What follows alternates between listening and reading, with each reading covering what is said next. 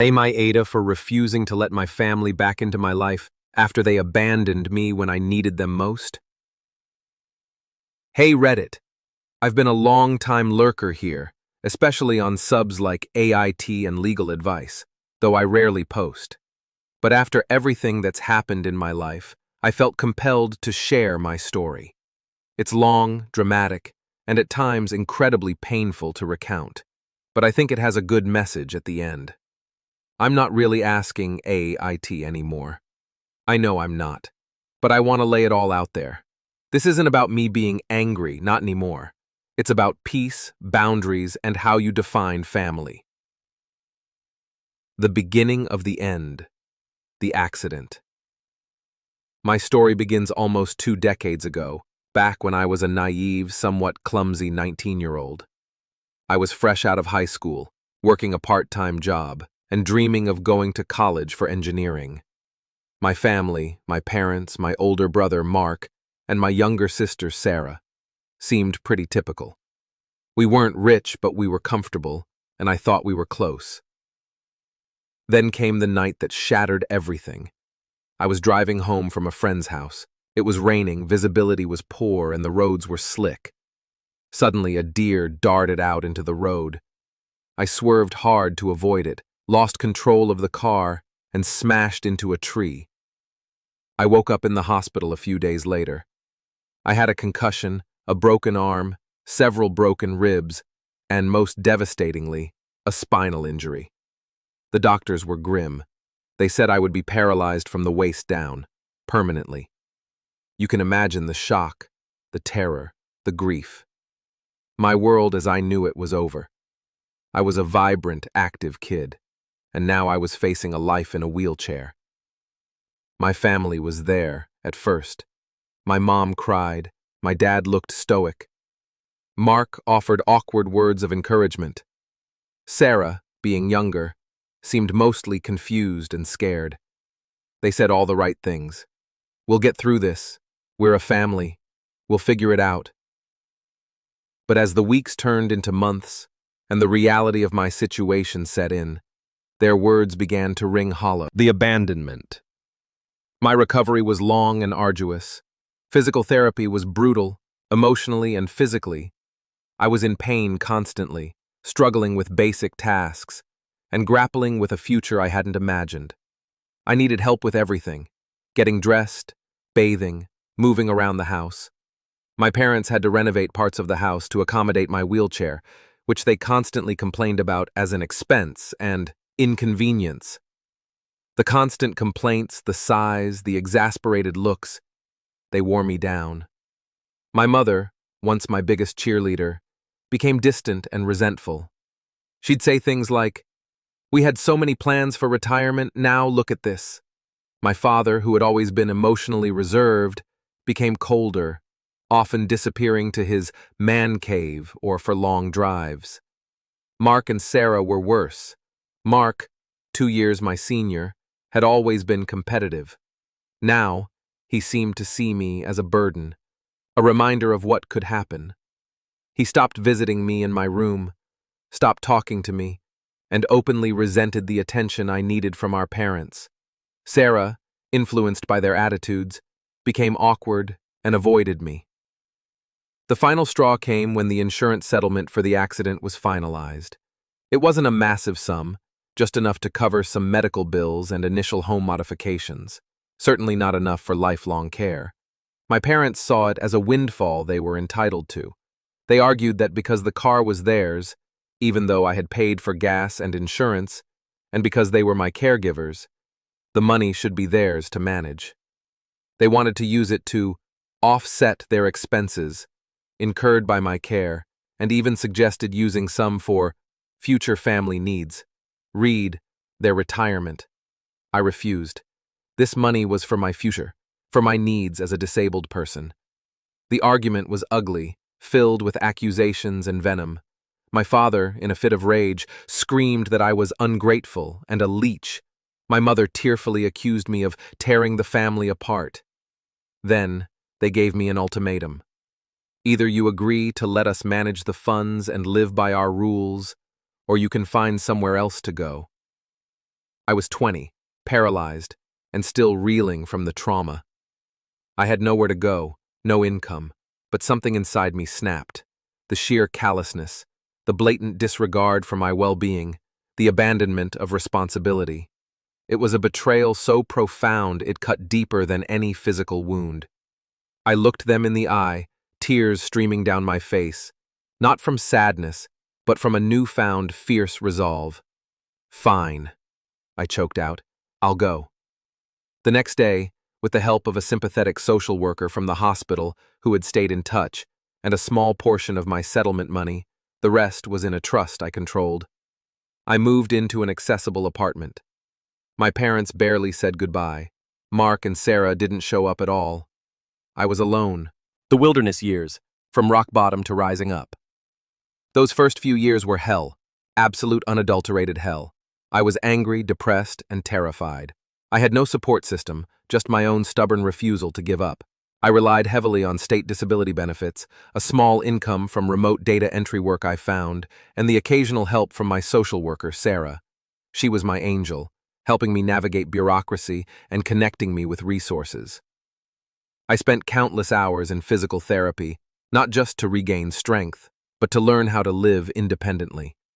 I learned to cook, clean, and manage my daily life from a wheelchair. It was exhausting, but every small victory, making my own meal, getting dressed without help, felt monumental. During this time, I also started tinkering with computers. I'd always loved tech, and now, with limited mobility, it became my escape and my focus. I taught myself coding, starting with basic HTML and CSS, then moving to JavaScript, Python, and more complex frameworks. I was obsessed. It was the only thing that quieted the constant pain and the gnawing loneliness. I started taking on small freelance web development projects on the side, building simple websites for local businesses. The money was meager, but it was mine, earned through my own effort. Slowly, painfully, I began to rebuild my self-worth. The unforeseen ascent, my fortune. The turning point came a few years later. I had a crazy idea for a niche software application. It was an accessibility tool designed to help people with disabilities navigate certain online platforms more easily. I poured all my waking hours into it, fueled by my own experiences and frustrations. I leveraged every skill I had acquired. I used my remaining settlement money, which I had carefully conserved, to hire a small team of developers to help me, primarily for tasks I couldn't easily manage myself, like user testing with diverse disabilities. I launched a beta version, and the feedback was overwhelmingly positive. It wasn't just useful, it was necessary. Word spread quickly within the disability community. Then, mainstream tech blogs picked it up. A small startup approached me, interested in licensing my software. I negotiated hard, leaning on the legal advice I'd gotten for free from a pro bono lawyer connected through Sarah. That licensing deal was the first big break. It gave me a substantial upfront payment and ongoing royalties. I invested wisely, continued to refine my software, and built a small, dedicated company around it. We expanded, adding more features and targeting a broader market. My little accessibility tool became a mainstream success. Within 5 years, I was a millionaire, not just on paper, but liquid wealth. My company grew, was eventually acquired by a larger tech firm for an astronomical sum, and I stayed on as a consultant, making even more. I had gone from abandoned and dependent to financially independent and incredibly successful. The family returns. The audacity. For years, there was complete silence from my biological family. Not a call, not a text, not even a Christmas card. It was like I had ceased to exist, and honestly, it was a blessing. I healed in that silence. Then about 5 years after my company was acquired, they found out. I had given a rare interview to a major tech magazine talking about my journey and the inspiration behind my software. The article featured my name, my story, and a photo of me. In my wheelchair, but smiling, successful. The first contact was an email from my mother. It was saccharine, filled with "miss yous" and "always loved yous." pretending the past didn't happen. She talked about fate bringing us back together and how proud she was. It was nauseating. I ignored it. Then came the texts, then the calls, then messages from Mark and Sarah. Sarah's was genuinely apologetic, asking if she could meet. Mark's was more direct. Heard you made it big. Congrats. We should catch up. Family, you know? I blocked them all, but they were persistent. My parents started showing up at my apartment building. I still lived in the same city, though in a much nicer, custom-built, accessible penthouse. They'd wait outside, sometimes for hours, trying to intercept me. My mother would wave frantically. My father would give me a stern, disapproving look, as if I was the one who had wronged them. I had security, and they were quickly ushered away. I sent a cease and desist letter through my lawyer, stating clearly that I wanted no contact. That's when the real drama began. The lawsuits. A war of attrition. My parents, fueled by what I can only assume was a mix of greed and delusion, decided to take me to court. Not once, but multiple times. It was a bizarre, protracted legal battle that lasted years and cost them, and me, though I could afford it, a fortune. Here's a breakdown of their primary lawsuits.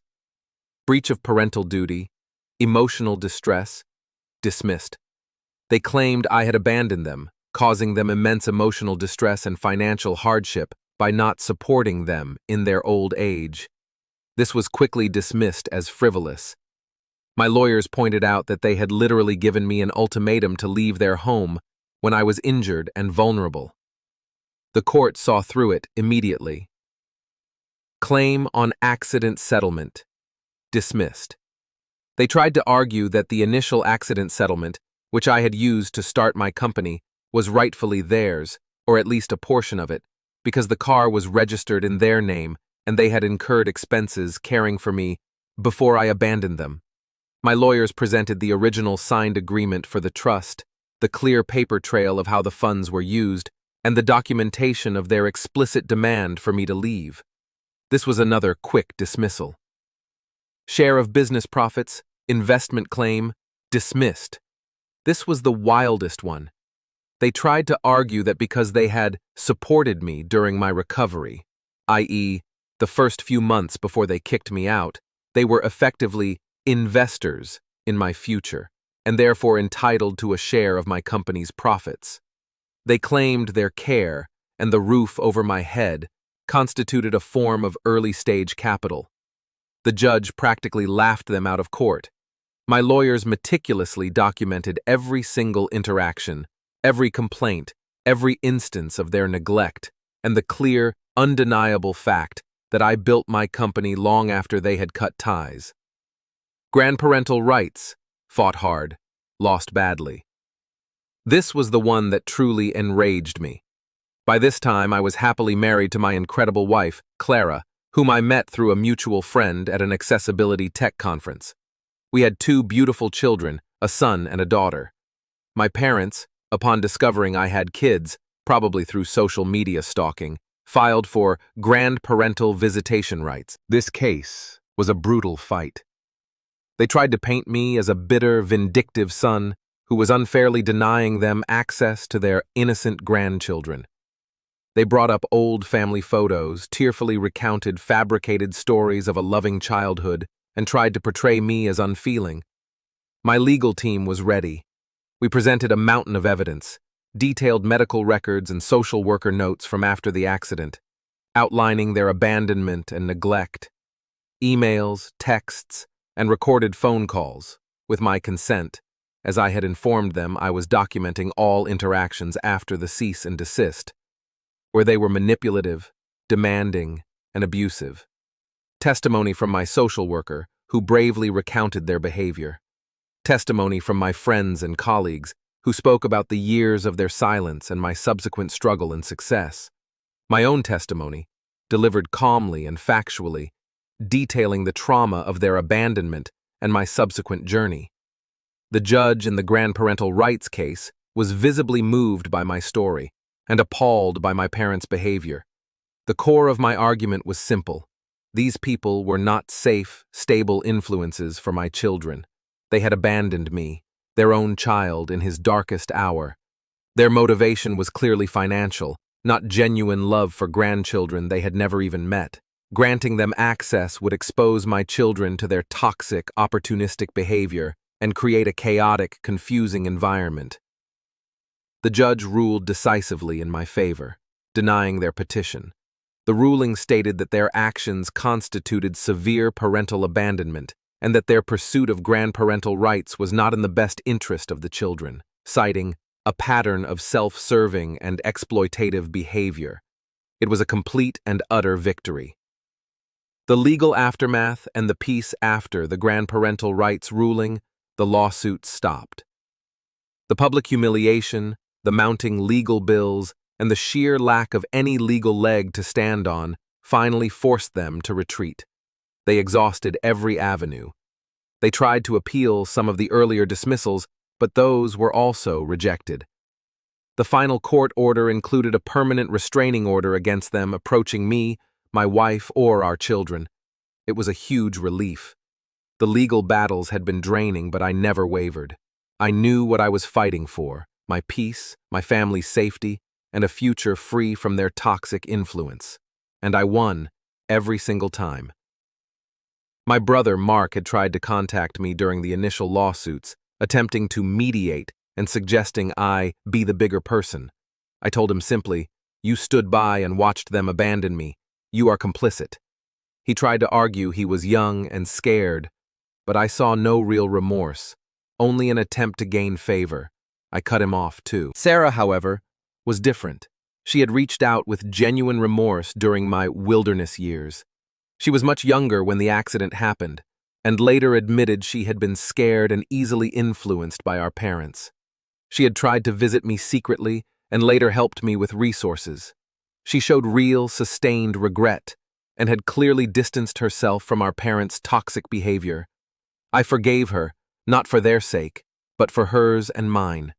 She's now an amazing aunt to my kids and a dear friend to Clara. She was the only one. Life now. Serenity on the farm. It's been a few years since the last lawsuit, and life is, honestly, idyllic. I'm not angry. The anger faded with each legal victory, replaced by a profound sense of peace and relief. I don't harbor resentment. I just hold firm boundaries. They are no longer a part of my life, and that's exactly how it needs to be. I used a portion of my wealth to buy a sprawling farm in the countryside, far from the city where the drama unfolded. It's fully accessible with wide pathways, ramps, and custom-built features that make navigating easy for me. We have horses, chickens, a huge vegetable garden, and 2 very happy dogs. My days are filled with the simple joys of family life. Clara is my rock, my partner in everything. Our kids, Liam and Mia, are bright, funny, and full of life. They know I use a wheelchair, but it's just a part of who I am, not a limitation. They're growing up surrounded by love, stability, and the understanding that family is built on respect, support, and genuine care. Not blood ties alone. I still work, but on my own terms. I advise a few startups, invest in accessibility tech, and occasionally speak at conferences, but most of my time is spent here, on the farm, surrounded by nature, my chosen family, and the peaceful hum of a life well lived. My friends are an incredible network of support, a mix of old friends who stuck by me, new friends I made through my business, and fellow parents from the local community. We have potlucks, bonfires, and watch our kids grow up together. They are the family I chose, the ones who loved and supported me when my own flesh and blood turned their backs. So, Reddit, that's my story. It was a long, hard road paved with betrayal, struggle, and fierce determination.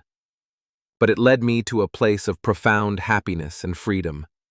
I wouldn't trade it for anything. The pain was real, but so was the growth. And the peace I have now is priceless. Thanks for reading.